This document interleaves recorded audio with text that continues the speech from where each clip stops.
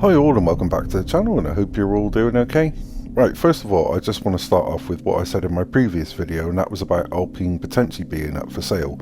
Well, the Alpine boss, Bruno Famin, has now spoken to the media and said the team is absolutely not for sale. So I'm glad that's cleared that one up, I really am. But then I want to move on to a couple of other things that I've come across in the last couple of days, and I want to start off with Lando Norris.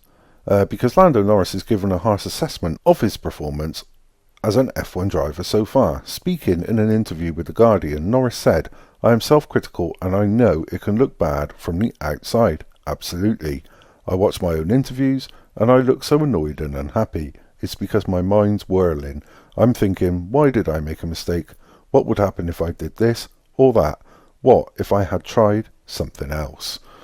And I do like Lando. I think he's a good quality driver. I think McLaren aren't far away from giving him the car that he needs to be able to fight for championships, and once he can change his mindset about being self-critical, I think he's going to be competing for race wins. I just do.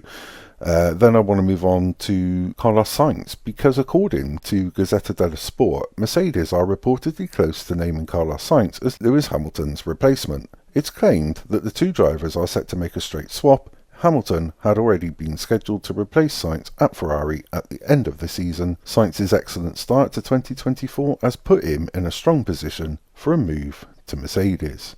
But having said that, as usual, Kimi Antonelli has been given a boost in his hopes to replace Hamilton at Mercedes. Antonelli is widely tipped to be a potential successor to Hamilton and has been compared with Max Verstappen. Toto Wolff believes that a young driver would find benefits in driving for a team during a rebuild phase.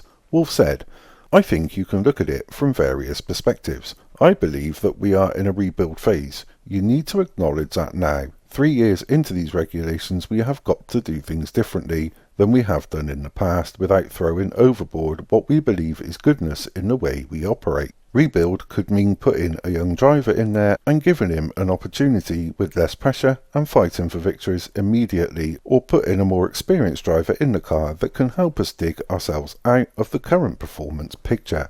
Now for me, and I've been saying it in the comments recently with one of my subscribers called Steve, that we both agreed that Sainz would be the logical choice for Mercedes. Now I'm not saying Antonelli isn't a good driver, but I do think chucking him straight in at the deep end in the Mercedes team that do want to improve the car and may improve the car certainly for 2026, I feel that, well, Sainz has got that fire in his belly to compete and challenge at the moment. I think he's the logical choice to go to Mercedes, and Antonelli, I think, go to Williams, because I can't see Logan Sargent being there next year. I said this last year, but I was wrong. So we'll see anyway. And then I want to move on to Aston Martin, because Aston Martin has committed their future to Formula 1 until 2030. Owner Lawrence Stroll said, "Formula 1 has helped transform the nature of the business and give us a performance credentials and credibility by putting it into our road cars. Not only has Formula 1 given us the 2.3 billion viewers that see a beautiful British racing green Aston Martin 24 weekends this season, it's also brought us a much younger customer to Aston Martin." Again, I remember when that story was doing the rounds in the media that Aston Martin was selling up to, I think it was Middle Eastern investors or something, I don't know. But clearly, that's not right either, so you've got to take what's in the media with a pinch of salt, and I think I'll be more careful when I do my videos in the future. But anyway, that's all I've got for you this evening. Thank you so much indeed, as always, for watching my videos and listening to my videos. I really and truly do appreciate it. I know I say it all the time, but genuinely, I do.